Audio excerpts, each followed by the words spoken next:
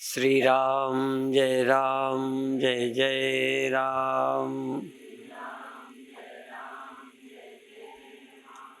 श्री राम जय जय राम। श्री राम जय जय राम। सच्चिदानंद भगवान की, सनातन धर्म की। मुझे सही चौपाई याद नहीं है, पर थोड़ा गलत सलत याद है। पाए ज्ञान भगत ही नहीं तजहीं। ज्ञान के पा जाने पर भी भक्ति का त्याग नहीं करते। ज्ञान के पहले तो भक्ति की जरूरत है ही। भक्ति से ज्ञान की प्राप्ति होती है। ज्ञान के बाद भक्ति परिपूर्ण हो जाती है। पहले एक कहीं ईश्वर को पाकर ध्यान करके हम अपने मन को तृप्त करते हैं। फिर उसी भगवान को, जिसका हमने नाम जपा था, जिसको हमने देखा था, जिसकी फोटो थी, जिस नाम से हमने याद किया था, वो फिर हमको शब में मिला।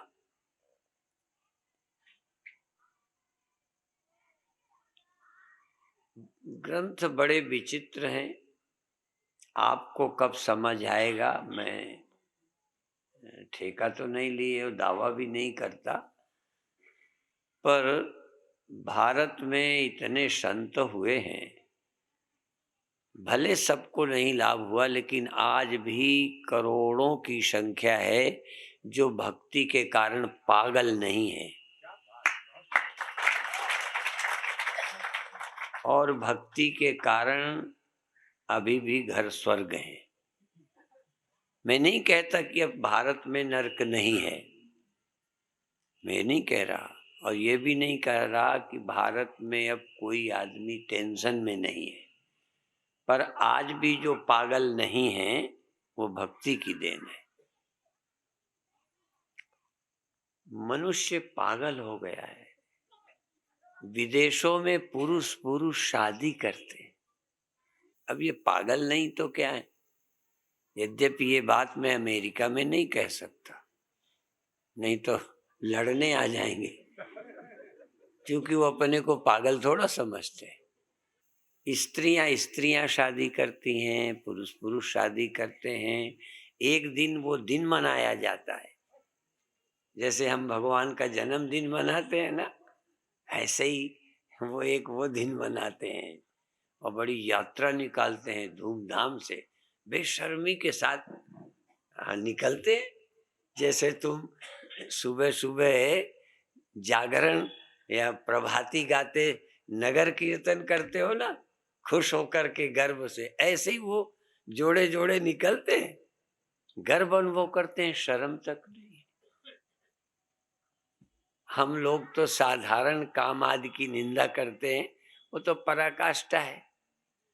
रामायण की चौपाई, जब काम का वेग आता है, काम का प्रबल काम, आदमी अंधा हो जाता है। कोई भी क्रोध का हो, काम का हो, लोभ का वेग जब होता है तो आदमी को कुछ सूझता नहीं है। तो उस समय का वर्णन है। क्या गोस्वामी जी ने उस समय लिखा था? पता नहीं, अमेरिका गए होंगे क्या? हम तो सोच नहीं सकते। काल्पनिक लगती हैं कई बातें, पर जब अब देख रहे हैं तो वहां लिखा है कि पुरुषों को स्त्रियां स्त्रियां दिखाई देने लगी, पुरुष दिखाई नहीं देते थे, और पुरुषों को स्त्रियां दिखाई देती थी। पुरुष दिखाई देना, पुरुष अबलामयम,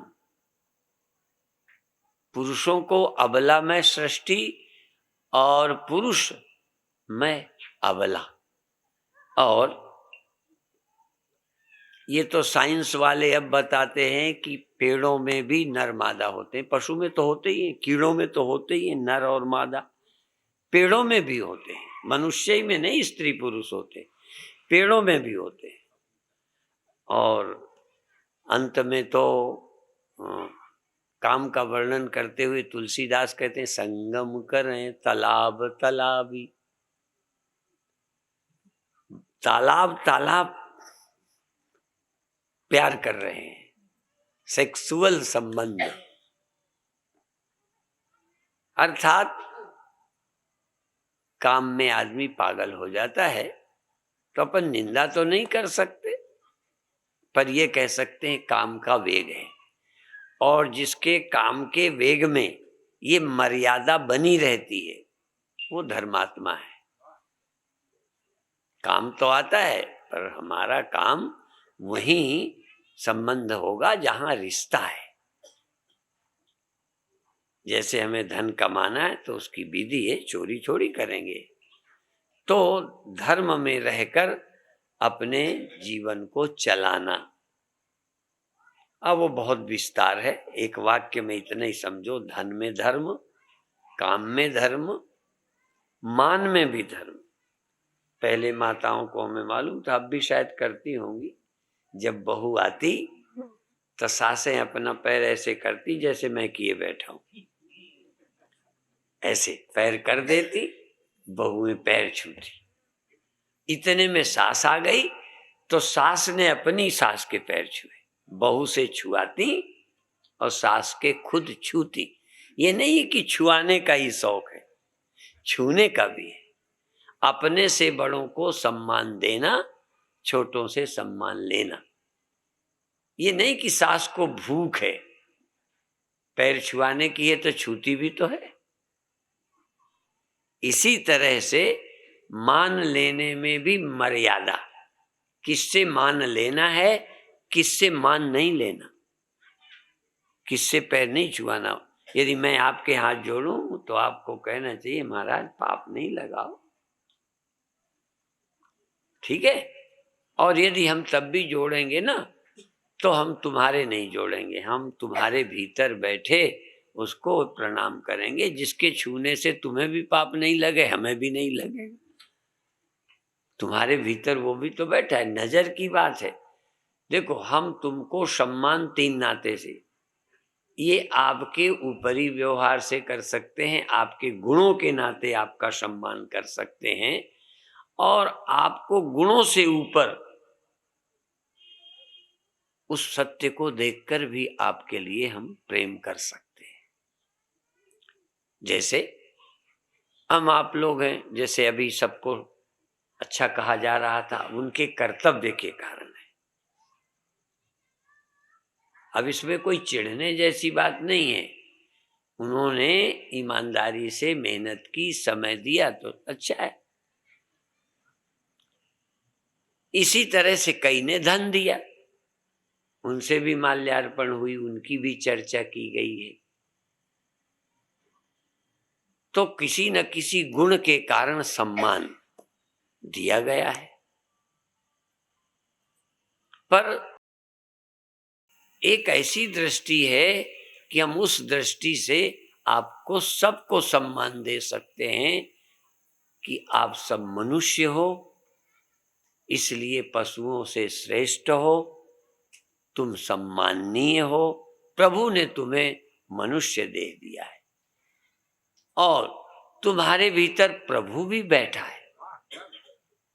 एक्सरे जब लगाते हैं तो यूं तो कपड़ा हटा देते हैं, पर अटन बटन न हो तो कपड़े के ऊपर से भी एक्सरे शायद हो जाता होगा। अब देखो, एक्सरे कपड़े को पार कर गया, चमड़ी को पार गया, अंदर की हड्डियों का फोटो ले लेता है ना, उसकी नजर है। तो ऐसे ही संत की नजर तुम्हारी इस देह को पार कर जाते, तुम्हारे कर्मों के भी परे। अभी कह रहे थे ना कि हमारे वो नहीं, हम क्या हैं, तुम्हारे हैं। तुम चाहे हमारे बनो न बनो, हम तुमको जानते हैं, है? अब देखो, आ, हम तुम्हारे देह को, तुम्हारे देह के बीच में रहने वाले मन को, काम को, क्रोध को, चलो कर्मों को भी जान, लेकिन तुम्हारे भीतर परमात्मा भी तो बैठा है। हमारी नजर तो तुम्हारे भीतर उस तक जाती है, तो उसको तो कभी भी हम हाथ जोड़ सकते हैं। नहीं बैठा तुम्हारे भीतर। अब मैं हाथ जोड़ूं तो तुम मूर्ख हो, ये तुम समझो मेरे को कर रहे हैं। मैंने तो तुम्हारे भीतर उसको देखा, तुम्हारे धन को नहीं देखा। धन को लोभी प्रणाम करता है, सुंदरता को कामी प्रणाम करता है, गुणों को धर्मात्मा प्रणाम करता है, पर संत तो तुम्हारे भीतर बैठे परमात्मा को प्रणाम करता है। अब तुम सोचोगे मैं सुंदर हूं, ऐसा एक है, कहानी सी है, सच्चाई कितनी है पर मुझे लगता है सच्चाई है। स्वामी राम जब पेड़ ऐसे देखते थे तो देखते ही रहते थे, एकाग्र होके, उनके चित्र ऐसे हैं, ऐसे देखते रहते थे।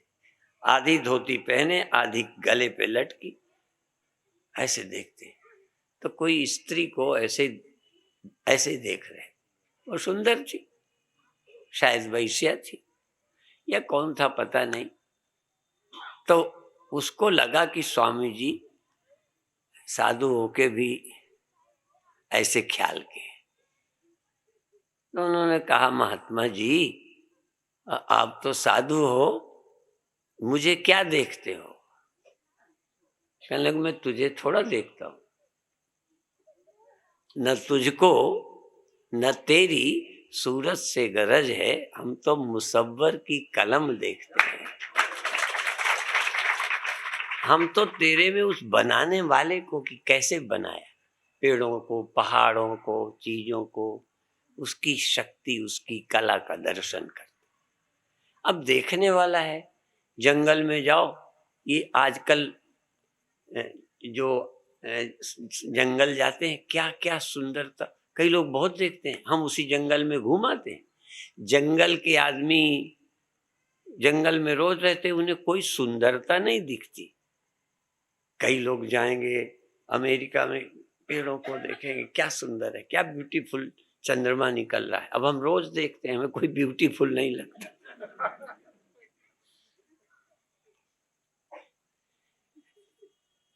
असल में देखने का भी ढंग, किसको देखना आता है। तो अभी हम लोग जो जगत को जो देख रहे हैं बहुत कम देख रहे हैं।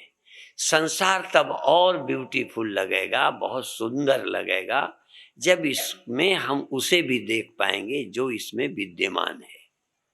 उसकी पवित्रता, उसकी करुणा, उसका प्रेम, उसकी अस्तित्व, उसका उसका उसकी एग्जिस्टेंस जो सब में है, कैसे देखें उसको? सब में देखो, सब कह रहे हो। मैं चूंकि उन बातों से गुजरा हूं, मैं भी इसी तरह लगा रहता था। आज भी कई पूछ रहे थे, सबके अंदर प्रश्न उठते रहते हैं कि सब में वो अकेला कैसे। चलो हम सब में नहीं हैं, वो तो सब में है, ये मानते हो ना? हम सब में हैं कहने से तुम्हारी समझ में नहीं आएगा, क्योंकि हम जब बोलते हैं तो आपको हम एक जगह दिख रहे हैं। हम ये भी कह दें हम सब जगह हैं, तब भी आप कहोगे फिर सबके मन की बताओ। पर परमात्मा सब जगह है कहने पर कोई प्रश्न नहीं उठता। और ये भी एक समस्या है कि वो तुम्हें कहीं मिला तो है नहीं कि बात करो कि तू बता सबके मन की। मेरे से तो पूछ बैठे, मैं सब जगह हूं कहूंगा तो प्रश्न उठेगा, हमारे घर में इस समय कौन है बताओ? अभी मेरी पोल पट्टी खुल जाएगी। पर भगवान सब जगह हैं, यदि वो खुद कहने आ जाए ना तो उनसे भी प्रश्न करेंगे। अर्जुन ने किया है, जब अर्जुन ने कहा कि यह ज्ञान मैंने पहले वैवस्वत मन को, सूर्य को दिया था, और यह ज्ञान धीरे धीरे लुप्त हो गया, अब मैं तुम्हें देने आया। अब मैं तुम्हें देता हूं। तो अर्जुन कहता है तुम तो अभी पैदा हुए हो, सूर्य को उस समय तुमने या वैवस्वत मनु को तुमने कब ज्ञान दिया? यदि ये मैं कह दूं, एक मुझे कपूरथले में पगली लड़की मिली, पहले बड़े अच्छे अच्छे भजन सुनाए। जब भजन सुनाए तो मुझे लगा कितनी अच्छी है, और थोड़ी देर में कहती है कि जवाहरलाल नेहरू से मेरे 2 लाख दिलवा दो, उसने कर्ज लिया था हमसे। अब मैंने कहा जवाहरलाल नेहरू ने इससे कर्ज लिया? हमने कहा वो तो अब है नहीं। कहने लगे इंदिरा गांधी से दिलवा दो। तब इंदिरा गांधी बनी थी। तो मैं समझ गया कि कुछ हिली हुई है। तो भगवान कहते हैं कि मैंने ज्ञान दिया था। तो अर्जुन कहता है ये तो अभी इतने वर्ष के हैं, ये उस समय ज्ञान दे कैसे दिया हो? तो हम लोग यदि भगवान भी बोले ना जो मैं बोल रहा हूं, यदि भगवान आज गीता बोलते, इस मंच में आकर ऐसे सुनाते कि सृष्टि मैंने पैदा की है, तो आपके अंदर प्रश्न नहीं उठता? ईमानदारी से बताओ कि तुम खुद ही पैदा हुए हो, तुमने सृष्टि पैदा की है, तुम्हारे पहले दुनिया नहीं थी।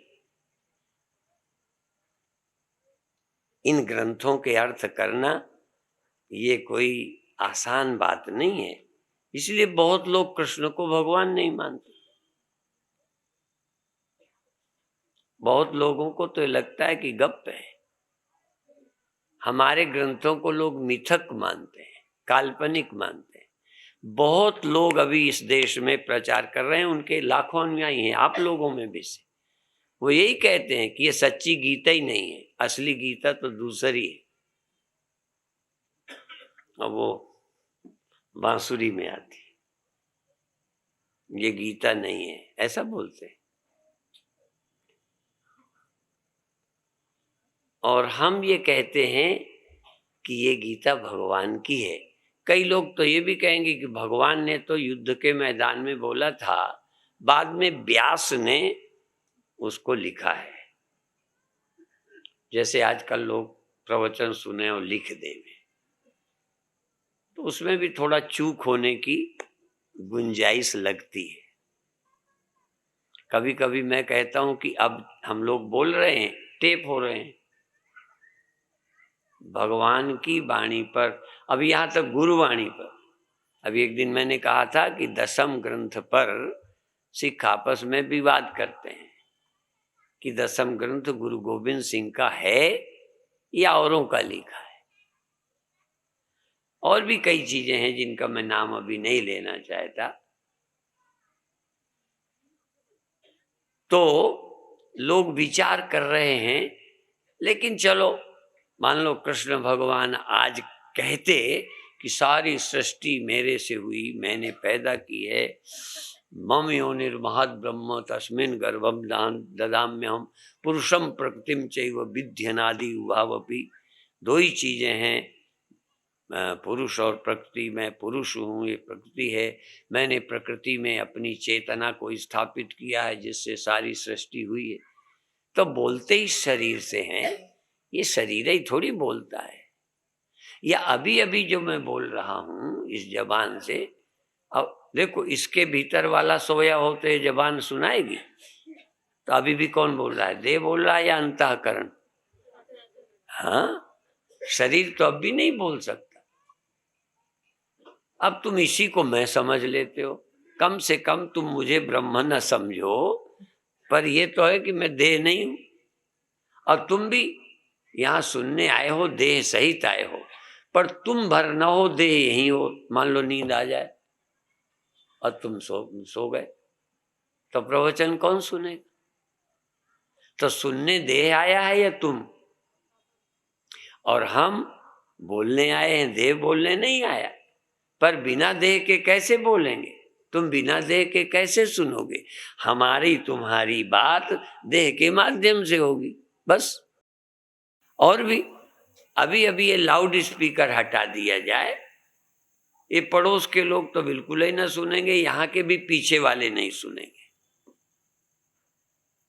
तो लाउड स्पीकर से कई लोग जो यहाँ नहीं आए पड़ोस में, और मैं भी दिन में गाड़ी में पड़े पड़े आत्मचेतना का प्रवचन सुन रहा था गाड़ी से। तो आत्मचेतना का सुन रहा था कि हार्न का सुन रहा था? लाउड स्पीकर का प्रवचन था कि आत्मचेतना का? पर वहां तक तो आवाज लाउड स्पीकर की जा रही थी। अच्छा, केवल लाउड स्पीकर की जा रही थी कि आत्मचेतना की? अब देखो, ये छोटा सा झीना फर्क। तो कृष्ण के माध्यम से, इस जबान के माध्यम से कौन बोलता है? या तो इसके भीतर से मैं बोलूंगा, मन बोलेगा, या इसके भीतर से भगवान बोलेगा।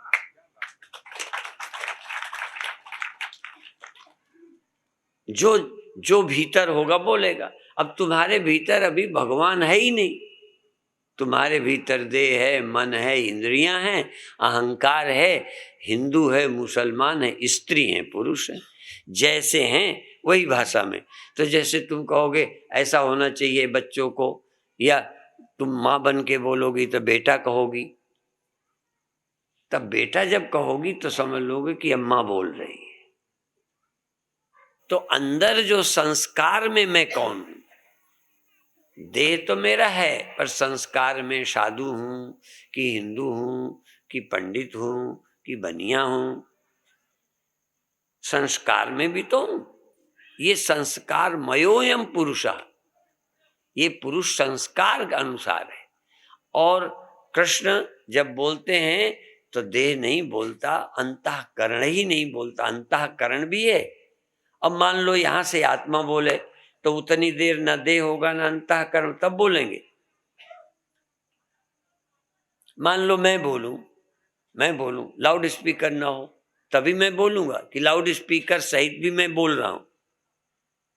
बोलो, लाउड स्पीकर के बिना बोलूं तो मैं बोल रहा हूं, और लाउड स्पीकर सहित बोलूं तो मैं नहीं बोल रहा। आप तभी मैं ही बोल रहा हूं। इसी तरह से जरा ध्यान दो, जब मन बोला तब भी देह था, पर मन बोला मैं दुखी हूं, मैं सुबह इतने बजे जागा था। सुबह जागे थे, ये कौन बोला? देह नहीं। हाँ, सुबह जागा था।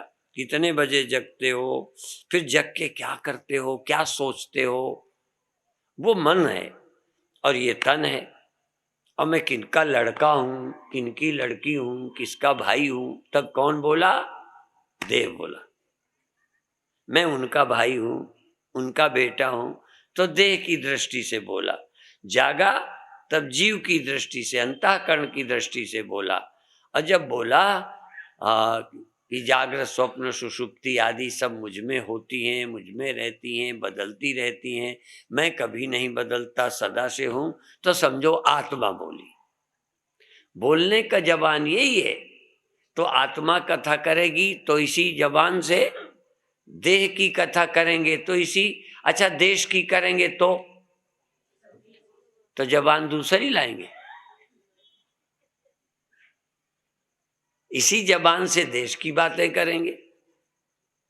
भाई हमारा देश ऐसा है, ऐसा होना चाहिए, हमारे ईमानदार होना चाहिए, नेता ऐसे होना चाहिए। तो जब भी बात करेंगे सब जगह की, तब भी, क्योंकि कहने के लिए जबान ही नियुक्त है, आप तक आवाज पहुंचाने के लिए जबान है। इसलिए हम कौन हैं? अब चूंकि वहां भगवान थे और भगवान बोल सके, अभी आपके भीतर से भगवान नहीं बोल पाते हैं, तो बैठे, पर उन्हें बोलने ही नहीं देते हो। आगे अहंकार आ जाता है। जैसे अभी मैंने कहा कि मैंने नमस्कार किया, अब मैंने नमस्कार किया, देखो सचमुच किया, पर मैंने देह के पीछे मन के पीछे और तुम्हारे अहंकार के पीछे तुमको किया। किया मैंने तुमको, लेकिन कौन से तुमको किया? वो तुम जो अहंकार है, मन है, उसको नहीं किया। तुम्हारे तुम्हारे तुम में जो भगवान बैठे उन्हें किया। अब तुम चाहे ऊपर से अपने ही लिए मान लो, नहीं मान लेते। कई बार तुम्हें गुणों के लिए करते हैं, गुणों को नमस्कार करते हैं। कई बार तुम्हारे धन को नमस्कार करते हैं, हाँ करते हैं लोग। और तुम समझे ये मेरी बड़ी इज्जत करते हैं। जरा रुपया जाने दो, फिर देखो इज्जत कितनी करेंगे। वो तुम्हारी इज्जत ही नहीं कर रहे, वो तो धन के कारण कर रहे हैं। इसी तरह तुम्हारे कर्म की निंदा, स्तुति कर रहे, प्रशंसा कर रहे, सम्मान कर रहे। तुम अभी कल से अड़ंगा डालना शुरू कर दो, फिर सत्यानंद मंच में करें प्रशंसा। तो तुम्हारे सत्कर्म की प्रशंसा कर रहे हैं। और जब वो तुम्हारी करेंगे ना, तुम्हारी देह की नहीं, कर्मों की नहीं, जब तुम्हारी करेंगे ना, तो तुम बाहर से आचरण में दुष्ट भी होगे, तब भी कहेंगे कुछ भी हो, तुम लीला कर रहे हो, तुम तो साक्षात परमात्मा हो। अब राम को जब शिव नमस्कार करते हैं, तो साक्षात सच्चिदानंद को करते हैं। सच्चिदानंद कह करके राम को शिव ने प्रणाम किया, दंडवत की, सच्चिदानंद कह। और भगवान देख करके दंडवत करने में संकोच भी नहीं लगेगा, हिचक लगेगी। एक वैश्या को सुना रामकृष्ण परमहंस ने गिर के प्रणाम किया, गिर के वैश्या को। और हमें तो बड़ी शर्म लगेगी, क्योंकि हम वैश्या को देख पाए, वैश्या के भीतर बैठे भगवान को देख ही नहीं पाए। हमारी नजर ऊपर अटक गई, किसी के कर्म में अटक गई, वहां तक हमारी आंखें पहुंचती नहीं, वहां तक आंखें ये नहीं पहुंचती, ये मन नहीं पहुंचता। कोई तत्ववेत्ता की ही नजर तत्व तक पहुंचती है और कहीं पहुंचती नहीं। तो पहले तो एक बात समझो, पहले कि श्रद्धा भक्ति प्रणाम का लाभ क्या है, पहले ये समझो। कुछ अच्छा लगता है कि नहीं? भक्ति का लाभ पहले मुझे नहीं समझ आता था, ईमानदारी से कहता हूं। आज अभी स्वामी सत्यानंद बोल रहे थे, मैं बड़े प्रेम से सुनता रहा, पर बीच बीच थोड़ा भक्तों के कारण गड़बड़ होती रही। फिर भी मैंने नवधा भक्ति का प्रकरण पूरा सुना। अब भक्ति का कितना लाभ है, अभी लोग नहीं समझते। लोग समझते हैं भगवान का करेंगे धन आ जाएगा, धन के लाभ को समझते हो, आप भक्ति को नहीं समझते। हमको झूठ नहीं कहते, हम व्यास गद्दी से कहते हैं, यदि क्षण भर को भी मेरे मन में भक्ति आती है तो मुझे बहुत अच्छा लगता है। क्योंकि अब हमें धन तो मांगना नहीं है, पद मांगना नहीं है, कभी जरूरत पड़ी तो भक्ति की पड़ जाती है, और जब भक्ति आ जाती है तो बहुत अच्छा लगता है। आपकी भक्ति में धन, आपकी भक्ति में पद, आपकी भक्ति में पुत्र, आपकी भक्ति नंबर 2, पुत्र नंबर 1, आपकी समस्याएं, उसके लिए आप भगवान को प्रेम करते नजर आते हो। हम या तो प्रेम करते नहीं, खराब हो गए हैं, और या यदि प्रेम करते हैं तो सिर्फ भगवान से प्रेम करते हैं, मांगते कुछ नहीं। क्यों? आप कहोगे मांगते नहीं, अभी आपको पता ही नहीं, प्रेम में मांगने की जरूरत ही नहीं पड़ती, क्योंकि सारी मांग हमारे अपने आनंद के लिए है। और केवल जब हम प्रेम करते हैं तो आनंद तो उसी समय अंदर रहता है। कभी करके देखो। अच्छा, अब नहीं तो नमूना देखो आज के प्रवचन में। आप कभी किसी के पैर छुए और उस समय की याद करो जब तुम्हें पैर छूने में अच्छा लगा हो। अच्छा लगा हो वो। अच्छा मान लो पैर छूना अच्छा लगता है कि पैर छूकर उनसे कुछ लेना? यदि पैर छूना अच्छा लगा है तो यदि भगवान के मंदिर में प्रणाम करना अच्छा लगा है तो कौन मना करता है? और कर लो, और कर लो, और कर लो। अच्छा तुम और बताओ, जिसको तुम हाथ जोड़ते हो, जिसकी तुम प्रशंसा करते हो, फिर उससे कभी नाराज होकर निंदा तो नहीं करते? कई तो हमारी करते हैं, तुम मानो या ना मानो, हमारी प्रशंसा करते हैं, कई बार हमारी महिमा गाते हैं हमारे चेले। और जब किसी बात से चिढ़ जाते हैं तो सामने तो नहीं कहते, पीठ पीछे खूब छोड़ते नहीं, मुझे बख्शते नहीं है, और वो हमको अपनी महिमा किसी न किसी से सुनने को मिल जाती है। समझ में आया? तो आप भगवान की प्रशंसा या भक्ति जब किसी बात के लिए करते हो तो जब नहीं होती थोड़ा मन गिड़गिड़ा घिनघिनाता भी हो। हमने इतने दिन मंदिर गए हो, क्या हुआ? नहीं, इसका मतलब अभी भगवान की भक्ति का आनंद तुम्हें नहीं मिला। भगवान की भक्ति का आनंद, अरे धन तुम्हारे है, सब कुछ है, लड़का हुआ नहीं हुआ क्या करोगे? भक्ति का आनंद मिलने लग जाए तो मुक्ति पीछे पीछे दौड़ेगी। अभी तो उन्होंने कहा था ना, मैं भी तुमको कहता हूं कि आपको भक्ति का आनंद मिले, पूजा का आनंद मिले, प्रार्थना का आनंद मिले। अभी भी प्रार्थना का कम, कीर्तनों का कम, भक्ति का नहीं है। जैसे भीड़ है तो मुझे भी कीर्तन अच्छा लगेगा, कीर्तन गाऊंगा। आप कभी अकेले बैठे भगवान के पास बैठे कीर्तन का आनंद लेते हो? लेते हो, बहुत अच्छी बात। मन रीझ जाए, कीर्तन करते करते मन गदगद हो जाए। लोग तो सब कहते महाराज मन नहीं लगता पाठ में, मन नहीं लगता जाप में, मन नहीं लगता पूजा में। लो, ये सुना है मैंने। अब भीड़ में तुम करवाओ तो लग जाएगा, भीड़ में पैर छूने में लग जाता है, भीड़ में आरती कीर्तन में लग जाता है। और वैसे भी भगवान के मंदिर में भी जन्माष्टमी को, रामनवमी को बड़ा मजा आता है। बाकी दिन भगवान बेचारे अकेले बैठे रहते। यदि तुम्हें अच्छा लगता है दर्शन करके तो करो, भगवान के दर्शन करो, भगवान की प्रार्थना करो, भगवान को सर झुकाओ, भगवान की प्रार्थना करो, आनंद में डूब जाओ यदि डूब सकते हो तो। यदि ये तुम कर लो ना तो फिर भगवान की आपको सतत जरूरत पड़ेगी। मान लो एक बार मुझे बहुत दूर से प्रणाम का आनंद आने लगा, तो पहले तो जैसे मान लो तुमको पैर छूने का आनंद मिलता है, मान लो। अच्छा, अब मान लो भीड़ है तो तुम वहां से भी तो छू सकते हो।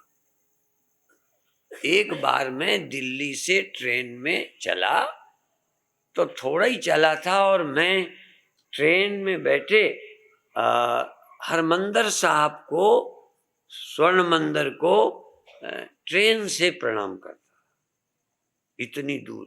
और प्रणाम के आनंद, इतना आनंद मुझे कई बार गुरुद्वारे में जाके नहीं मिला। कई बार वहां नाटक किया, पर ट्रेन में सचमुच अच्छा लगा।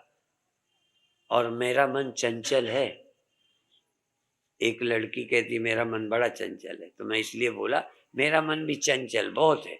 वो हरमंदिर साहब में देर तक नहीं टिका, सचमुच नहीं, मैं झूठ नहीं बोलता। वहां से चला गया दुर्गाना मंदिर, अमृतसर जो जानते होंगे, दुर्गाना चला गया, तो वो भी मंदिर ही तो है। तो मैं कोई, ये तो नहीं कि मैं कोई हरमंदिर साहब का ही भगत हूँ, मैं तो लक्ष्मी नारायण मंदिर का भी भगत हूँ। वहां मन गया तो हाथ वैसे ही, आंखें बंद, हाथ जुड़े, मन चलता गया, मन नहीं टिका, मन वहां से वहां गया। फिर क्या एक मजा आया। तो जैसे सांप की चर्चा करो तो सांप की चलती जाएगी, तुम कहोगे हमने वहां देखा था, वो कहेंगे हम। कोई भूत की चल जाए तो भूत की, और राजनीति की चल जाए तो अरे वो नेता ऐसा, वो नेता ऐसा, सब चल जाती है। तो मेरा भी मन चला तो, पर एक ही लीक पे चला गया।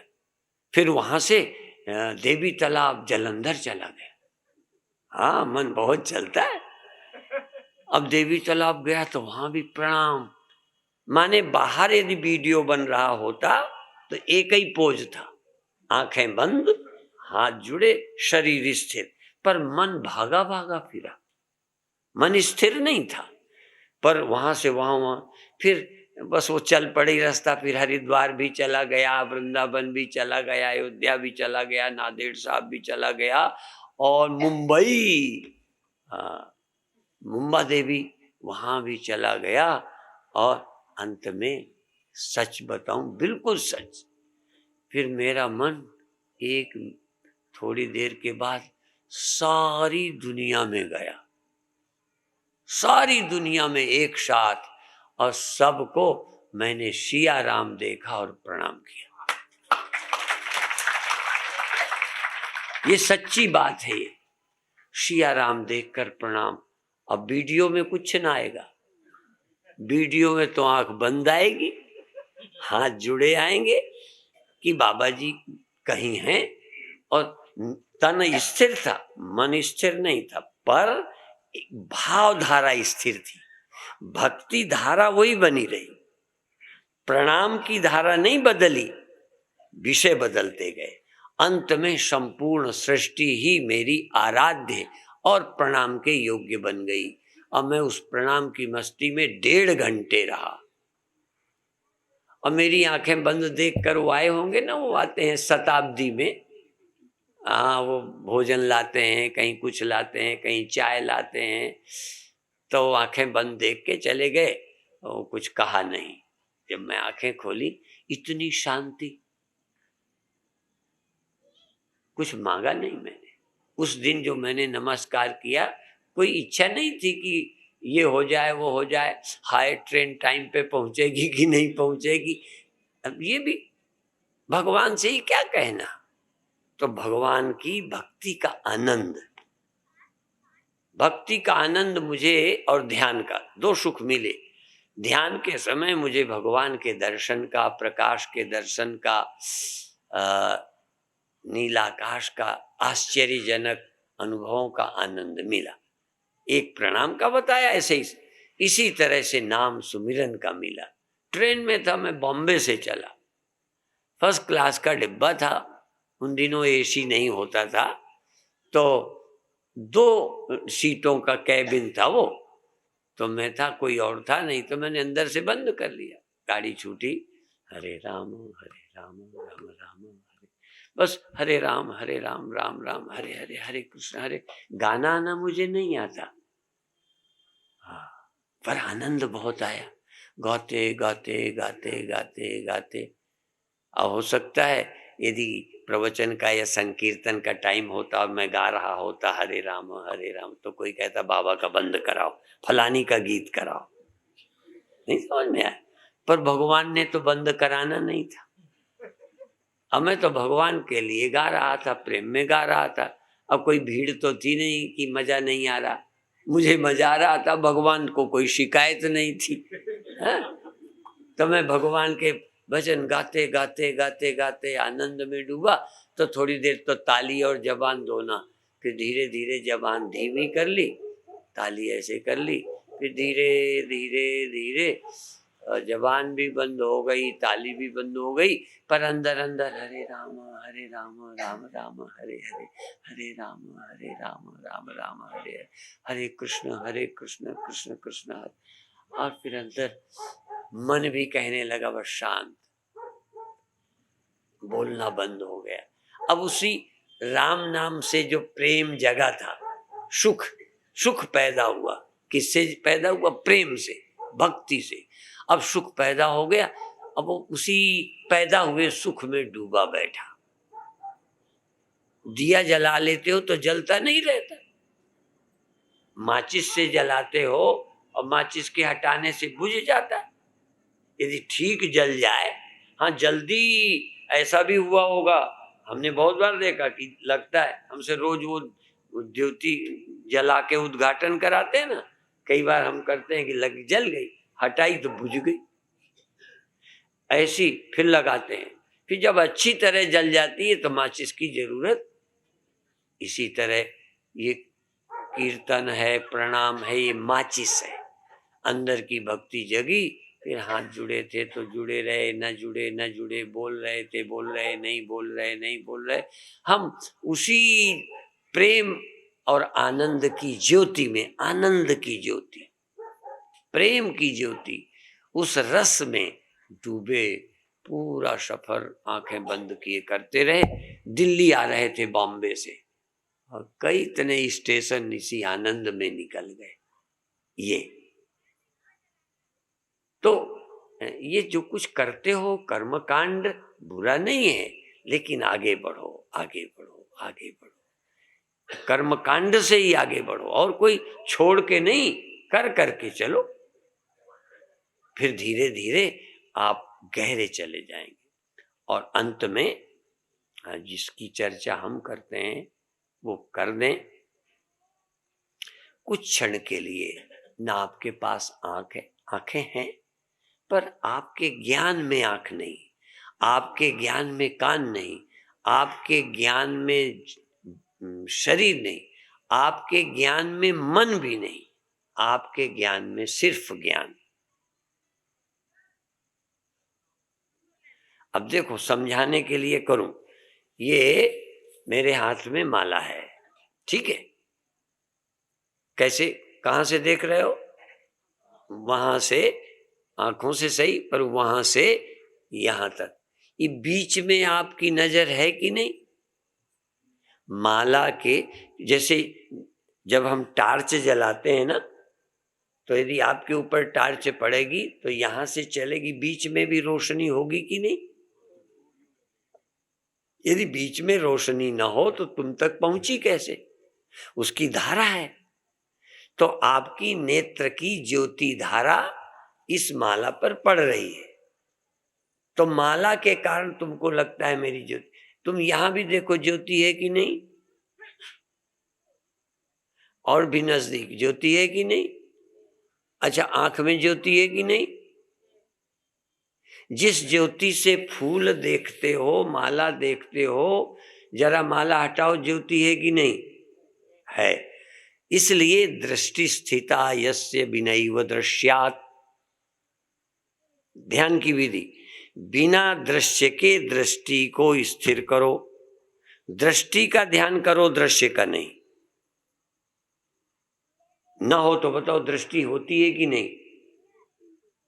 तो दृश्य को जानते हो कि दृष्टि पर भी ध्यान है आपका।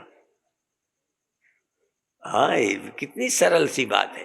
आज तक आपने अपने ध्यान को दृष्टि पर नहीं टिकाया, दृश्य पर टिकाया, दृश्य पर ही ध्यान चला गया।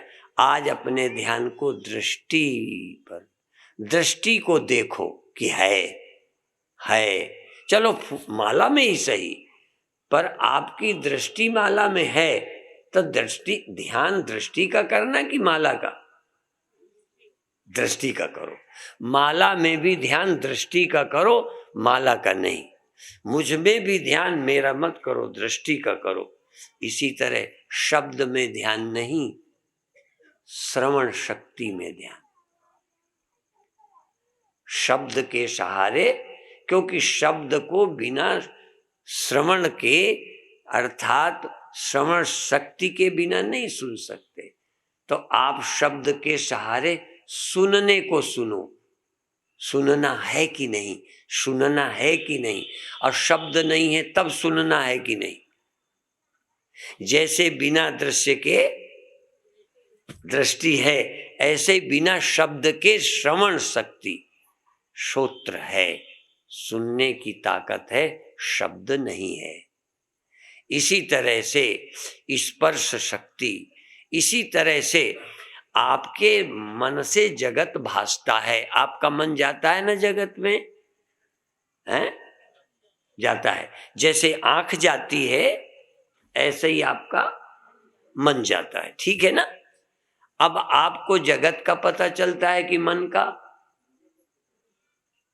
जैसे आपको माला का पता चलता है, नजर का पता नहीं चलता, क्योंकि नजर का कभी ध्यान किए ही नहीं। ऐसे ही आपका मन जगत में जाता है, शिकायत करते हो। मैं आज राज खोल रहा हूं, आपका मन जहां जाए जाने दो। आपका मन गया तभी तो वो चीज दिखाई पड़ी कि मेरा मन मकान में गया, मेरा मन दुकान में गया, मेरा मन घर में, मेरा मन बच्चे में। नहीं तो आप सबको जानते हो कि मन को, मन है ना, गया कि नहीं। आप मन को जानो, कोई जरूरत नहीं कि आप घर को जानो।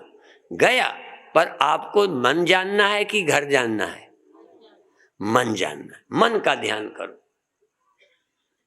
नहीं तुम्हें सफल हो तो कहना। आप अपने मन का ध्यान करो कि मन कहाँ गया, थोड़ी देर वहीं रहने दो। अब कहो मेरा मन यहाँ है, उससे मतलब नहीं है। उसी जगह ध्यान कर लो कि अब मेरा मन यहाँ है, अब मुझे मन का पता चल रहा है। लोगों को मन का ही पता नहीं चलता, दुनिया को जानते हैं, मन को नहीं। आप मन का ध्यान करें। अच्छा, अब आ गया और आगे। मन गया, कहाँ से गया, कहाँ रहता है।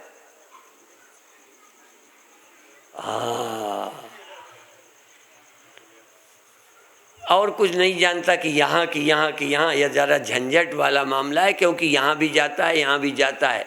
यहाँ नहीं रहता, मन रहता है तुम में। तुम में, तुम माने देह नहीं, चेतन में।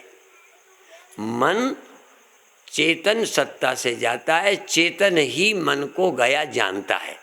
अब चेतन ही मन को जानता है, अब चेतन ही लौट आया। चेतन ने जब मन का ध्यान किया तो मन चेतन में लीन हो गया। मन चेतन में लीन कर सब जग चेतन जान। मन चेतन में लीन कर सब मन चेतन, सब जग चेतन जान। चेतन क्योंकि तुम चेतन, तुम मन में, तो मन क्या है फिर, तुम ही, तुम्हारे सिवा मन कुछ नहीं है। मन मर गया, मन खो गया, तुम रह गए। अब ये तुम नाम की वस्तु चेतन का नाम है। तुम नाम देह नहीं, तुम माने आंख नहीं, तुम माने काम नहीं, तुम माने आज्ञा चक्र नहीं, तुम माने हार्ट नहीं, तुम माने मूलाधार नहीं। ये तो जगहें हैं। तुम माने जिसमें मन रहता है, जिससे मन सत्ता पाता है, जिसकी सत्ता से जाता है।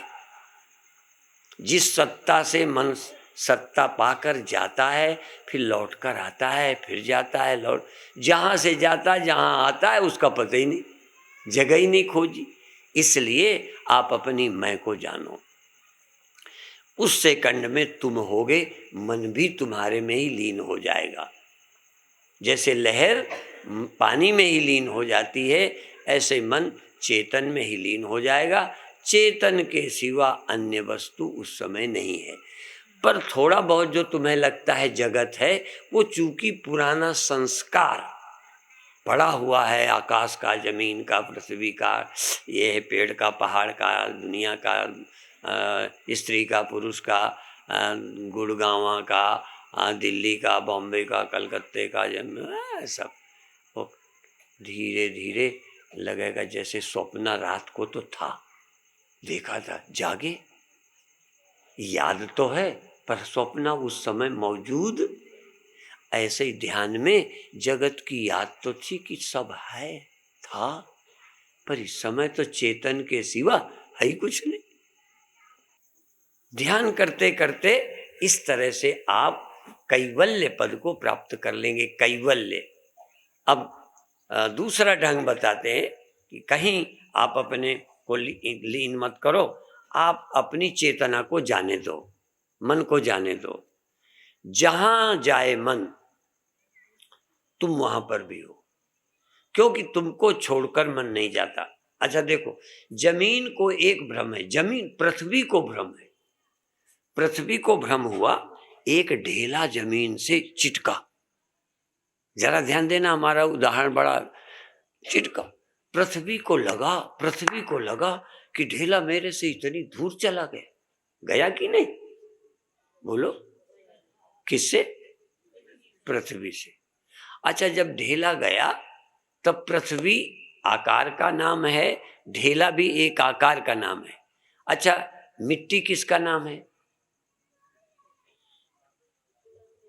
बड़े आकार का कि छोटे आकार का? मिट्टी किसका नाम है? अच्छा, मिट्टी को छोड़ करके ढेला जा सकता है? अच्छा, खूब चला जाए, बहुत दूर गया, पृथ्वी से दूर गया कि मिट्टी से? जहां ढेला है वहां ढेले में अब तो मिट्टी नहीं। तो देखो, जिसको तुम कहते हो छोड़कर गया वो है दृष्टा, और जहां गया उसका नाम दृश्य। और आत्मा चेतन जानते हो किसे कहते हैं? जहां से गया यहां भी चेतन, और जहां गया वहां भी चेतन। चेतन को छोड़कर मन जा ही नहीं, मिट्टी को छोड़कर जाए, मिट्टी को तो होगा ही नहीं, तो मन तो मर जाएगा। इसलिए तीसरे ध्यान की प्रक्रिया है। अब यहीं समाप्त करते हैं, आखिरी दिन था तो हमने कई ध्यान के नए सूत्र दिए हैं, और दूसरा आपको भक्ति और पूजा पद्धति में प्यार बढ़ाने की पद्धति दी है। और जिससे शुरू हो, राम भगवान से शुरू हो तो राम से करना, कृष्ण भगवान से शुरू हो, और या गुरु भगवान से शुरू हो, या देवी से शुरू हो, किसी मंत्र से हो, जहाँ से सचमुच दिल लगे प्रणाम करना। सचमुच पहले प्रैक्टिकल करो, और करते करते आनंद में डूबना शुरू करो। आंख बंद करके देखो, मन ही मन प्रणाम करो, आरती उतारो, केवल हाथ ही मत हिलाओ, थोड़ा दिल भी गदगद होवे, फिर देखो आपको कितना लाभ मिलेगा। नहीं तो और फिर तुम्हारा घर स्वर्ग बनता है कि नहीं। जिस सुख के लिए तुम दौड़े दौड़े फिरते हो, वो सुख तुम्हारे घर को नहीं छोड़ेगा, सुख तुम्हारे घर में रहेगा, और वो भक्ति से होगा। देखो, सुख मिलेगा भक्ति से, और ज्ञान से क्या मिलेगा? मुक्ति। भ्रम टूट जाएंगे कि ये जाता है, वो है, ये है, ये सब भ्रम ज्ञान से टूट जाएंगे। इसलिए भक्ति और ज्ञान दोनों जीवन में, हाँ, ये इनको लेके चलो। ये गाड़ी के दो पहिए हैं, इनके सहारे चलते रहो, सबकी कथा सुना करो, जीवन का आनंद लो, भक्ति लो। और कई कथाओं में ज़्यादा रस आता है, पर वो भी टाइम पास नहीं करो, जीवन में उसका अनुभव कर सको तो कर लो। इतना कहकर समाप्त करते हैं।